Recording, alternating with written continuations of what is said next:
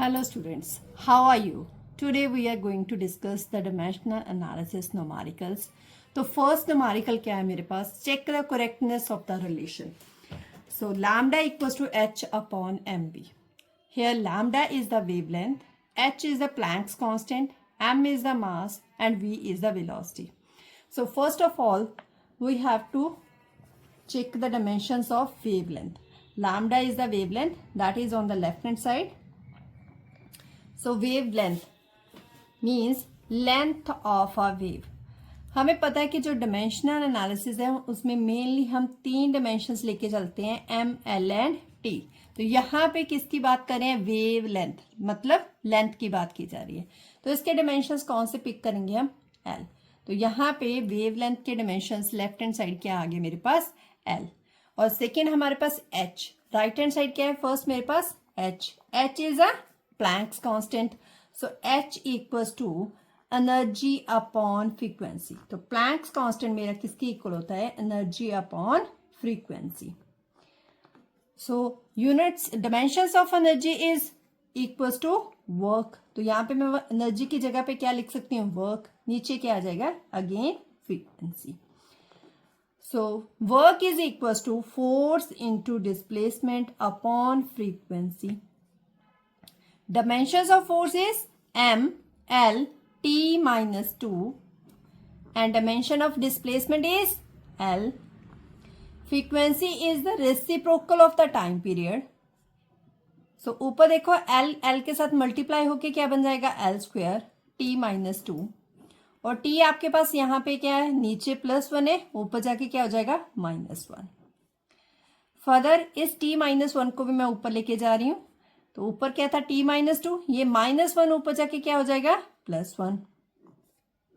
तो डिमेंशंस मेरे पास Planck's constant के जो डिमेंशंस आएंगे मेरे पास क्या आ जाएंगे? M L square T minus 1. Further हमारे पास नीचे क्या दे रखा है? उसको मास. अगर मास है तो मास के डिमेंशन सीधे क्या लिख लोगे आप? एम. फर्दर क्या है मेरे पास दे रखी? वेलोसिटी. वी क्या है मेरे पास? वेलोसिटी. वेलोसिटी के डिमेंशंस क्या आते हैं? पहले तो वेलोसिटी का फॉर्मूला लिखते हैं, that is displacement upon time. तो डिस्प्लेसमेंट किसके इक्वल होता है? एल. टाइम किसके इक्वल होता है? टी. तो क्या बन जाएगा? L T minus 1. अब राइट हैंड साइड मेरे पास जो फॉर्मूला उसने दे रखा है मैं उस सारे फॉर्मूले को लिख रही हूं, एच अपॉन एम वी.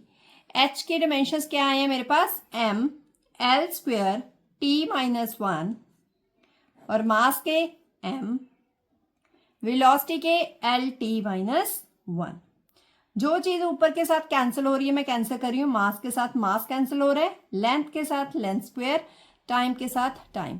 तो क्या बचा on the right hand side? Only L. Left hand side check करो क्या था आपके पास? एल. राइट हैंड साइड आपके पास क्या आया? एल. इसका मतलब L left hand side is equal to right hand side. इसका मतलब ये आपका फॉर्मूला बिल्कुल करेक्ट है. Next numerical is check the correctness. Torque equals to I alpha. Here tau is the torque, I is the moment of inertia, alpha is the angular acceleration. So first of all left hand side क्या लिखेंगे हम? tau. tau क्या है आपके पास? torque. क्या formula होता है torque का? Force into perpendicular distance. तो फोर्स के डिमेंशंस हमने पढ़े हैं, that is M L T minus 2 and distance is length. तो यहाँ पे भी पावर 1 है, यहाँ पे भी पावर 1 है. बेस सेम है तो पावर्स क्या हो जाएंगी? ऐड. तो डिमेंशंस टॉर्क के क्या बन जाएंगे? M L square T minus 2. Next हम चेक करेंगे right hand side. Right hand side में हमें क्या दे रखा है? Moment of inertia and angular acceleration. अगर moment of inertia right hand side दे रखा है तो पहले किसके डिमेंशंस लिखेंगे? Moment of inertia. Moment of inertia किसके इक्वल होता है? Mass into distance square. Mass के डिमेंशंस कैपिटल एम, डिस्टेंस के क्या आ जाएंगे? Length square. तो total dimensions movement of inertia के क्या बन गए? M L square. थर्ड क्या है आपके पास? Angular acceleration. अगर एंगुलर एक्सीलरेशन यानी कि अल्फा, अल्फा के क्या फॉर्मूला होता है? Angle upon time square. Angle के डिमेंशंस होते नहीं है इसलिए उसे क्या लिखेंगे? 1 और टाइम के क्या होते हैं? T square. अगर नीचे +1 है, +2 है तो ऊपर जाके क्या बन जाएगा? वो -2. तो राइट हैंड साइड अगर मैं चेक करूं तो मुझे दे क्या रखा है आई इंटू अल्फा। तो आई के डायमेंशन आपने निकाले क्या होते हैं एम एल स्क्वेयर और अल्फा के डायमेंशन आपके पास क्या है टी माइनस टू। अगर दोनों को कंबाइन कर दूं तो क्या बन जाएंगे M L square T minus two. तो लेफ्ट हैंड साइड आपके पास क्या है M L square T minus two, right hand side भी आपके पास क्या आ गया M L square T minus two. इसका मतलब लेफ्ट हैंड साइड किसकी इक्वल है राइट हैंड साइड। इसका मतलब ये फॉर्मूला बिल्कुल करेक्ट है। Now the third numerical is check the correctness of the relation F equals to mv square upon r. Here F is the force, m is mass, v is velocity and r is radius. तो similarly जैसे हमने पहले left hand side ली थी, जब भी आपने correctness को check करना है तो लेफ्ट हैंड साइड को कंपेयर करवाना होता है हमने राइट हैंड साइड की। तो यहाँ पे लेफ्ट हैंड साइड में आपके पास क्या है फोर्स।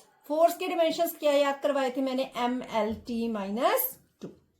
तो लेफ्ट हैंड साइड आपकी होगी फोर्स किसके equal M L T minus to.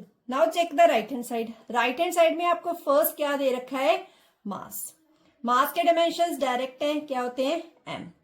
Further क्या आपके पास वेलोसिटी स्क्वायर।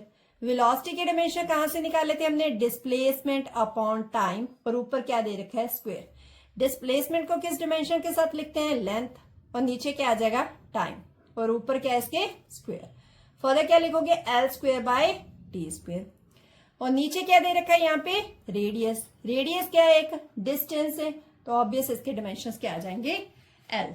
अब राइट हैंड साइड मेरे पास जो दे रखा है that is M V square by R. तो एम की जगह पे क्या आ जाएगा कैपिटल एम देन की डायमेंशन एम का कैपिटल एम और वी स्क्वायर क्या निकाला था आपने एल स्क्वायर और ऑब्वियस है ये टी नीचे प्लस का ऊपर जाके क्या हो जाएगा माइनस टू। तो वही यहां पे पुट कर देंगे L square T minus to. नीचे क्या आपके पास लेंथ दे रखी है, ये लेंथ देखो नीचे ऊपर वाली एल के साथ कट हो जाएगा। तो फर्दर आपके पास क्या बचा M L T minus two. तो राइट हैंड साइड आपकी क्या आ गई M L T minus two और लेफ्ट हैंड साइड आपके पास क्या है M L T minus two. तो यहां पे मैं चेक करूं लेफ्ट हैंड साइड किसकी इक्वल है राइट हैंड साइड। तो ये भी आपका फॉर्मूला क्या हो गया correct. Now the fourth numerical is verified dimensionally. Dimensionally हमने चेक करना है कि ये left hand side right hand side के इक्वल है। तो इसे चेक करने के लिए मैंने क्या करना है सिमिलरली लेफ्ट हैंड साइड लूंगी। पहले लेफ्ट हैंड साइड मुझे क्या दे रखा है time that is time period. तो टाइम पीरियड के डायमेंशंस क्या आ जाएंगे टी। नाउ मुझे चेक करना है right hand side. Right hand side क्या दे रखा है 2 pi square root of L by G. 2 pi is a constant तो इसे तो हम लेंगे नहीं क्योंकि डायमेंशंस में मैंने बताया था कभी भी कांस्टेंट कंसीडर नहीं किया जाता। फर्दर यहाँ पे मैं क्या लूंगी लेंथ। लेंथ के डायमेंशंस क्या होते हैं एल और यहाँ पे क्या देखा है जी को क्या दे रखा है एक्सीलरेशन ड्यू टू ग्रेविटी। तो जी की वैल्यू क्या आ जाएगी जो एक्सेलरेशन के हमारा डायमेंशंस होते हैं वही यहाँ पे एक्सेलरेशन के हम डायमेंशंस यूज करेंगे that equals to velocity by time. तो ग्रेविटी की भी सेम ही आएंगे। तो वेलोसिटी बाय टाइम, वेलोसिटी के डायमेंशंस पता क्या होते हैं डिस्प्लेसमेंट बाय टाइम।